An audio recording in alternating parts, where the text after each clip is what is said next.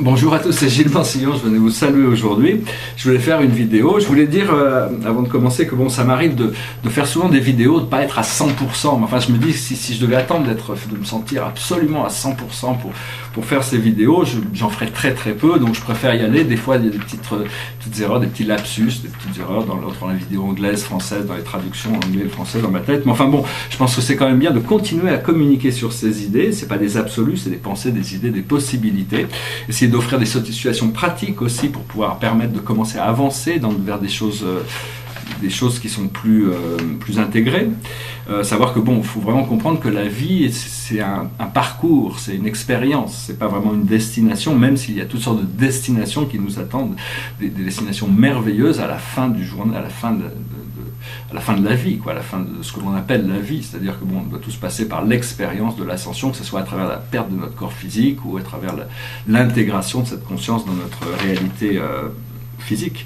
Voilà, ça en réalité, des fois on se demande si on est vraiment les créateurs de notre expérience, pourquoi on crée des situations aussi difficiles, des fois parfois à gérer. Je m'aperçois, bon, personnellement dans ma vie, pendant très longtemps, je luttais contre des parties de moi-même, j'étais un petit peu dans la dualité, dans le doute, dans essayer d'harmoniser, alors qu'en réalité, c'est juste une question d'accepter le fait que tout ça n'était qu'une illusion et qu'on peut s'élever naturellement vers un état naturel, jusqu'à pouvoir prendre conscience que toutes les situations de notre vie sont dans notre contrôle, ce sont des effets, et donc c'est de revenir à la cause et de recréer une cause qui permet d'avoir les effets que l'on recherche. Et donc si c'est notre show, on va essayer de rendre notre vie le plus agréable possible comme expérience, et donc savoir que bon, on peut pas peut-être comprendre qu'on est le producteur ou le metteur en scène de notre vie, bien que nous soyons réellement les producteurs et les metteurs en scène, mais en tout cas on en est l'acteur principal de notre vie. Donc c'est évident qu'il faut se considérer comme tel et commencer à se mettre au centre de ce qui est important. Tout se passe dans notre conscience. Donc oui, voilà, donc maintenant bon, c'est mon procédé après avoir m'être battu pendant très longtemps dans ce monde illusoire qui était connecté à tous mes karmas aussi, parce qu'on a tous des vies passées, on a choisi d'emprunter des leçons, des choses de vie passée qui sont pas intégrées comme telles, mais qui font partie du programme qu'on doit intégrer dans notre vie pour justement nous libérer, créer plus de balance et d'harmonie entre toutes ces formes d'existence, jusqu'au moment de notre retour à la liberté, à la maison, au paradis. Personnellement, bon, je sais que toutes les âmes ont été créées dans un espace divin par famille, mais on est tous créés différemment, uniques dans des endroits différents. Donc bon, les origines, tout le monde a son origine propre, mais je sais que personnellement, je reviendrai dans l'endroit où j'avais été créé, dans mon origine propre, d'une manière différente. Je serai plus que ce que j'étais avant de partir, bien que je n'ai jamais pu partir, j'ai toujours existé là-bas et je ne pourrais jamais ne pas exister dans cet endroit. Je reviendrai d'ailleurs sur cette dimension, ce point d'origine, parce que bon, nous sommes mon groupe d'esprit, je fais partie d'un groupe d'esprit qui sont les gardiens, disons, d'une vallée tout entière dans cet endroit merveilleux. Et c'est quelque chose dont on n'a jamais eu de besoin pour cette vallée, mais depuis que je suis rentré dans le temps et l'espace, je me dis, bon, il y a peut-être des moyens d'utiliser ça pour ramener à cet endroit. Enfin, je ne sais pas encore, je ne suis pas encore assez intégré de cette partie éternelle pour arriver à pouvoir discuter avec les intelligences du paradis qui pourraient me guider sur la manière d'utiliser cette grande vallée qui est là-bas. Donc ça, le spirit m'en parle depuis très longtemps, je n'ai pas encore vraiment trouvé la clé de ça, mais bon, ça va venir. Toutes les choses dont je parle, c'est des choses que j'ai intégrées dans ma vie, ou les choses dans lesquelles je recherche. Bon, j'essaie d'être le plus transparent possible. Je voulais amener deux concepts philosophiques qui sont pas de moi, qui viennent d'un petit livre que je recommande si vous n'avez pas lu, ça s'appelle Les Conversations avec Dieu. Il y a 3 parties. Bon, les 2 premières, je les trouvais très intéressantes. La 3e, je l'ai trouvée un petit peu légère, mais bon, dans ces 2 premières parties, il y a toutes sortes d'idées. C'est quelqu'un qui prend un stylo et qui commence à discuter avec Dieu à travers l'écriture médiumnique. Et donc bon, c'est assez terrestre, c'est pas du tout comme la vérité par Dieu où Dieu s'adresse à des moines bouddhistes. Là, c'est quelqu'un qui s'adresse à quelqu'un qui est très républicain, dans la lutte de pouvoir, et donc, enfin bon, c'est beaucoup plus, c'est quelqu'un qui est sincère, suffisamment sincère pour que Dieu puisse communiquer avec lui, et les réponses de toutes ces questions sont absolument merveilleuses. Il y a 2 petits concepts dont je voudrais parler, qui sont attribués à ces livres, que j'avais lus dans les années 90, qui doivent exister en français. Un, c'était l'idée de, en réalité, on avait tous été créés dans une grande flamme. Il n'y avait qu'une grande flamme sacrée qui existait au départ. Et cette grande flamme sacrée, on en faisait partie, on était intégral à cette grande flamme. Puis un jour, la grande flamme a dit, séparer une petite flamme, et elle nous a dit, petite flamme, va apprendre à étudier là-bas dans l'univers. Et donc, on est parti. Et puis maintenant, il faut retrouver notre chemin de retour à la grande flamme. Mais au départ, on en faisait partie, on est intégré, on ne peut jamais vraiment se déconnecter de cette source éternelle. La deuxième idée qui faisait partie de ces livres, que j'avais trouvé intéressante, que je penserais parler aujourd'hui, c'est be, do, have, être, faire et avoir. C'est-à-dire qu'on pense que pour être, il faut faire ce que... C'est-à-dire on pense qu'il faut avoir pour pouvoir faire afin d'être. Alors que c'est le contraire, il faut être pour pouvoir faire afin d'avoir. Donc c'est vraiment un concept qui est assez... c'est pas facile de s'imaginer pouvoir faire ce que l'on... disons que si on a un but de vouloir être... prenons l'exemple d'être riche, par exemple, d'avoir beaucoup d'argent. Disons qu'on a l'impression que une fois qu'on sera riche, on pourra faire les choses que quelqu'un de riche peut faire et quelqu'un de non riche ne peut pas faire, qui n'est pas fortuné. Et donc, il faut avoir avant même de faire. Il faut avoir l'argent avant même de faire. Alors que si on est riche au départ, on s'engage dans des activités qui sont riches au départ, même si on n'a pas l'argent, mais l'argent vient pour supporter le procédé. C'est tout un procédé de manifestation qui demande beaucoup de confiance, mais il faut savoir être ce que l'on veut déjà, plutôt que d'attendre d'avoir pour faire afin d'être. J'espère que vous suivez mon raisonnement avec ce. Voilà, donc ça c'est un petit...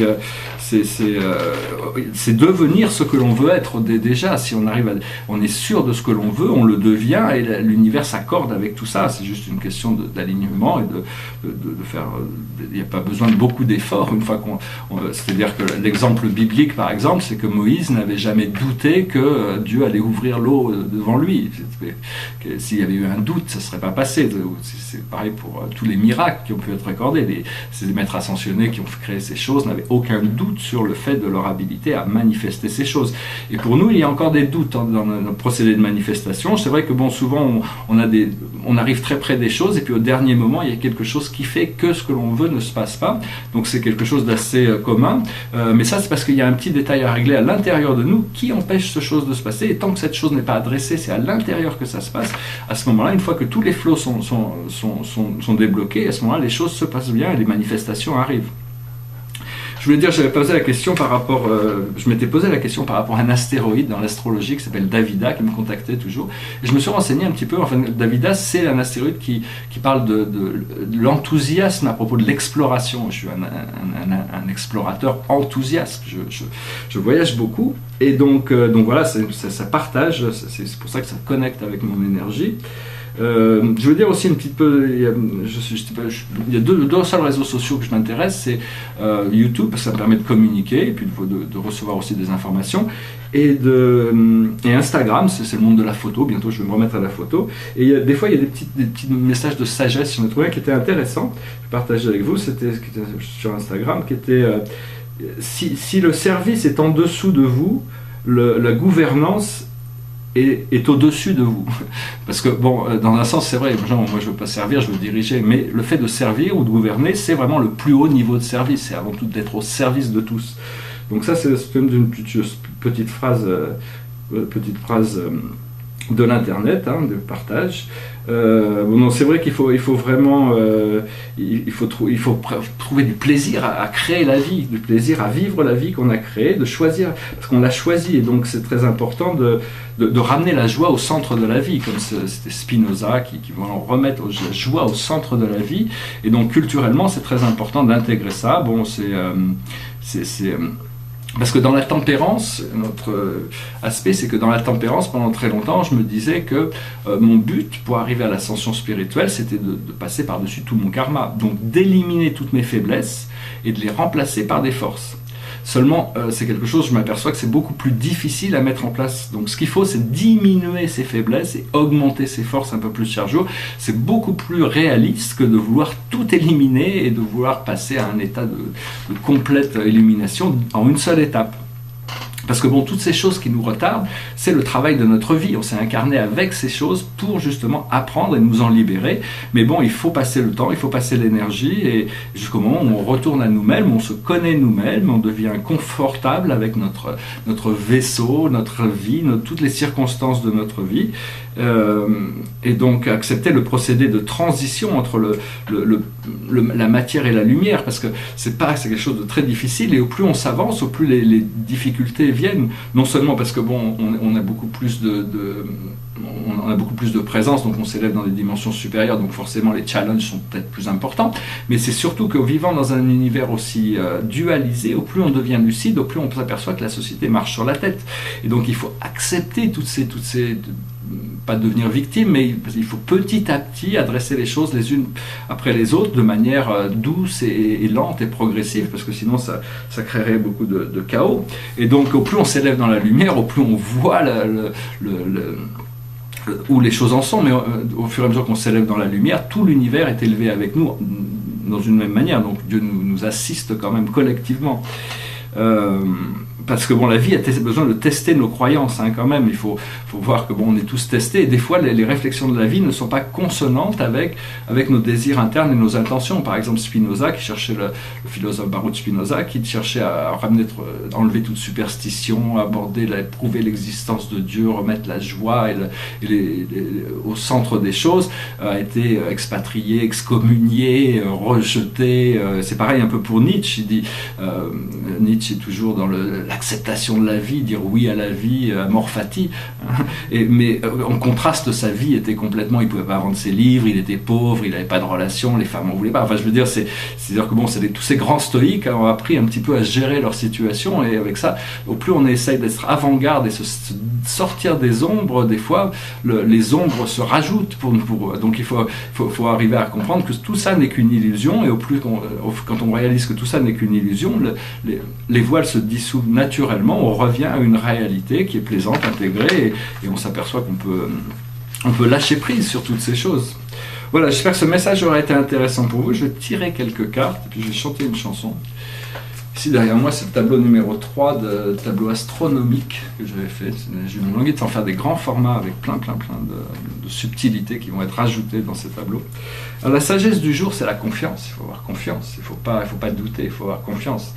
Il faut avoir confiance au procédé sacré de la vie. La vie, c'est sacré, vous êtes sacré, nous ne sommes pas notre corps physique ou ses présences, ses égaux, nous sommes des êtres éternels, divins, qui ont été créés dans la lumière immortelle de l'amour de Dieu, et on sera toujours présent dans cette dimension. C'est juste que dans l'expérience de découvrir plus de qui nous sommes, Dieu nous a envoyé dans ce programme d'évolution qu'on appelle le cosmos, l'univers, le samsara, pour grandir, évoluer et retourner à la lumière à la fin du programme. Une fois qu'on aura appris le bien et le mal, le haut, le bas, on n'aura plus rien à apprendre.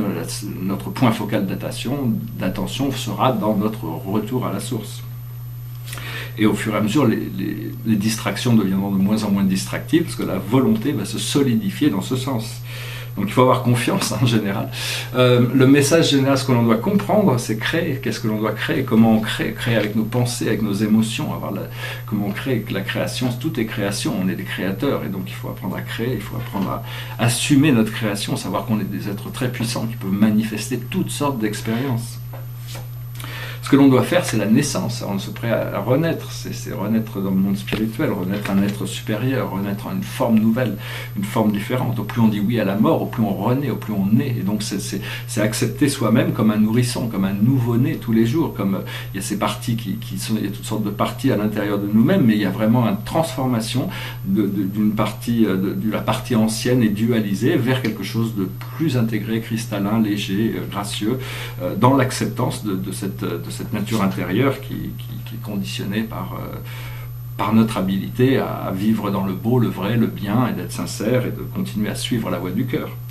Et le message général pour nous, c'est la complétion, c'est-à-dire la finalité. C'est un cycle qui se complète. Donc il faut vraiment accepter ça, il faut être content de pouvoir laisser ces choses derrière, et puis avoir la confiance de continuer avec ce flot. Voilà, je vais essayer de chanter une chanson. C'était une chanson qui était sortie dans les années 80. J'habitais à Los Angeles à l'époque. Ça avait secoué la planète Hollywood. Bon, bien sûr, je ne peux pas l'interpréter. C'était plus que la chanson, c'était un show extraordinaire.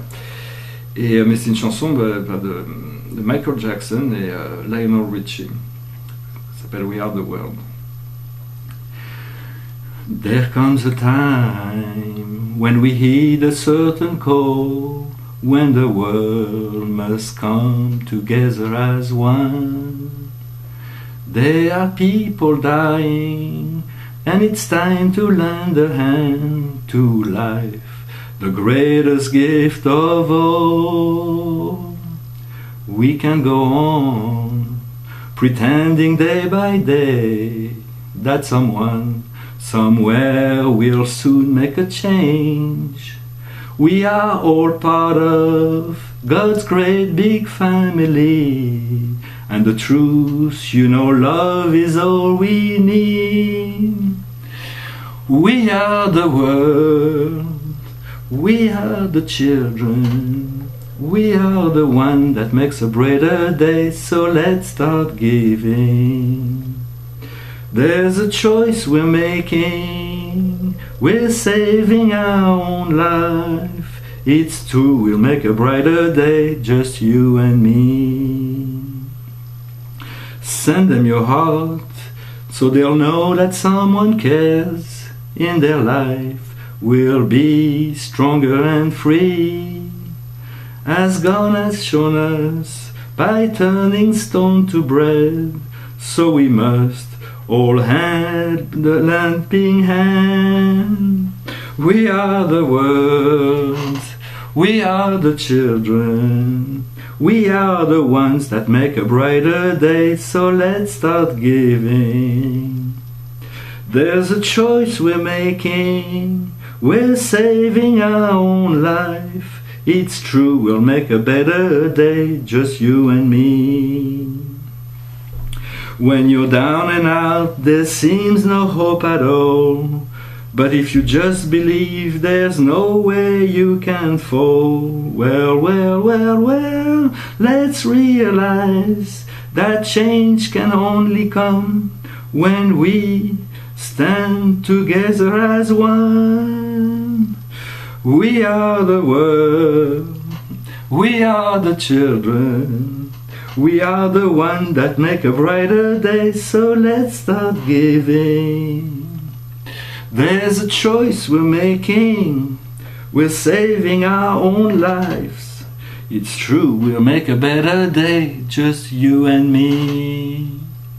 Voilà, je vous remercie, je vous souhaite une excellente journée, je vous remercie pour vos commentaires, vos likes, vos partages, et je vous dis à très bientôt. Namasté.